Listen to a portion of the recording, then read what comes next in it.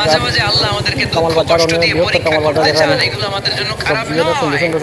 এই দুঃখ কষ্ট বিপদ আমাদের কোমরকে সোজা করে, আমাদের পায়ের মাটিকে শক্ত করে, চিল্লায় বলেন ঠিক কিনা?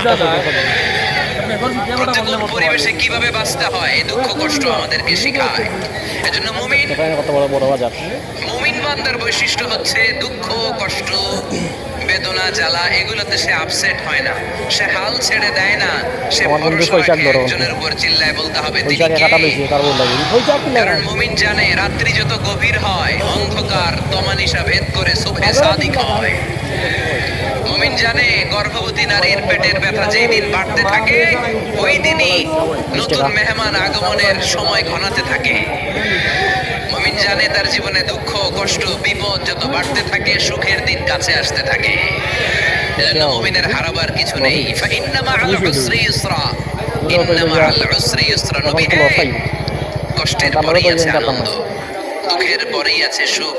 আপনি সমস্যায় পড়েছেন, ওই সমস্যার সমাধানও আছে না নেই? এই পৃথিবীতে এমন কোন সমস্যা আছে যেটা সমাধান নেই?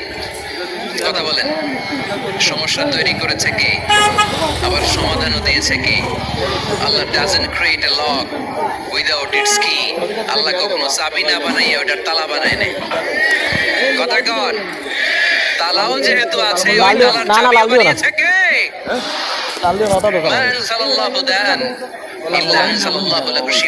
আল্লাহ দুনিয়ায় এমন কোন রোগ পাঠায় নাই যে রোগের ঔষধ বানায় নাই, এমন কোন রোগ নাজিল করে নাই যে রোগের কোন চিকিৎসা বানায় নাই, হয়তো সেটা আবিষ্কার হয় নাই। অনেকে ক্যান্সারের কথা বলতে পারেন যে হুজুর ক্যান্সার এমন রোগ, এই ক্যান্সার তার নাই কোনো অ্যান্সার, কিন্তু বিজ্ঞানীরা বলতেছে এটারও অ্যান্সার আবিষ্কৃত হচ্ছে।